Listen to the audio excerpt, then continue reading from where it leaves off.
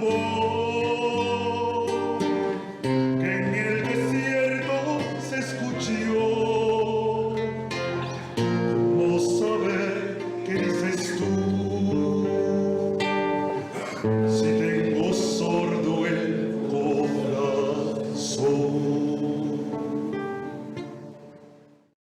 Feliz lunes para todos. Estamos en la segunda semana del tiempo ordinario.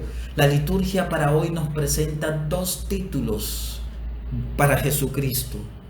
La carta a los Hebreos, sacerdote.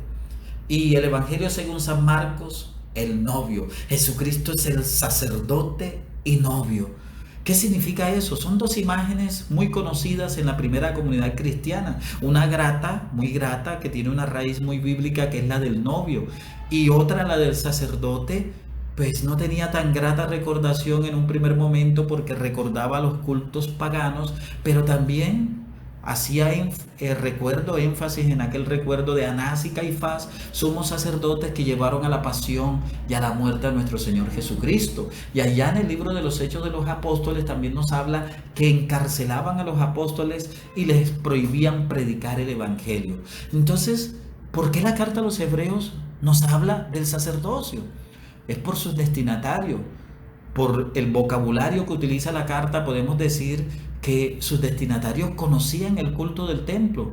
Se puede decir también que eran venidos del culto del templo, que eran de familias sacerdotales. Entonces, en medio de las dificultades por haber abandonado todo, los señalamientos, los expulsaron de todas partes porque creyeron que Cristo era el Mesías. En medio de esas dificultades, la carta a los Hebreos, para darle fortaleza, les presenta a Jesucristo sumo y eterno sacerdote, el único sumo y eterno sacerdote. Y esto es algo nuevo y es hermoso. Viene en continuidad con el sacerdocio de la antigua alianza, pero Jesucristo también como sacerdote rompe, hace un quiebre, hace una ruptura.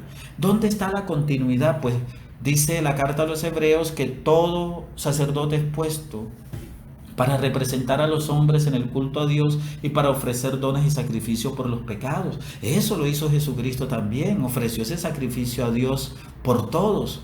La carta a los Hebreos también nos muestra que ahí está la ruptura, porque el sacerdote ofrecía sacrificio por sus propios pecados y los pecados del pueblo. Cristo no tiene pecado. Cristo no ofrece sacrificios sino por el pueblo nada más, porque Él no tiene pecado. Ahí está la ruptura. Otra ruptura es que los sacerdotes ofrecían una víctima distinta a Él. Cristo es sacerdote y víctima a la vez, por lo tanto su ofrenda es perfecta. Los sacerdotes ofrecían sacrificios todos los días en el templo. Cristo ofreció su propio sacrificio, su propia vida una vez para siempre. Por eso, un solo sacrificio que hizo Cristo para siempre. Esto lo podemos entender cuando celebramos la Santa Eucaristía. La Santa Eucaristía no es una repetición. Recuerda aquella palabra que en hebreo se dice sicarón y en el capítulo 26, según San Mateo, se traduce al castellano como memoria, memorial. Hagan esto en memoria mía, dice Cristo en la última cena. Memoria significa hacer actual. Cristo murió una sola vez, un solo sacrificio. Y en cada misa lo que hacemos es hacer actual. No repetimos, sino que hacemos actual. Hoy yo disfruto, recibo los frutos del sacrificio de Cristo. ¿Y cuál es la prueba para que Cristo sea el único, el sumo, el verdadero sacerdote? Dice la carta a los Hebreos, porque el Padre lo salvó de la muerte. ¿Qué quiere decir eso? ¿Que le evitó la muerte? No. ¿Que se la aplazó? No. Cristo pasó por la muerte de verdad. Lo salvó de la muerte quiere decir, como San Pablo en Romanos 6, ya no tiene poder sobre él. Y dice la carta primera a los Corintios capítulo 15, oh muerte, ¿dónde está tu victoria? Oh muerte, ¿dónde está tu aguijón? Dirá San Pablo, pues demos gracias a Dios porque nos da la victoria por medio de nuestro Señor Jesucristo.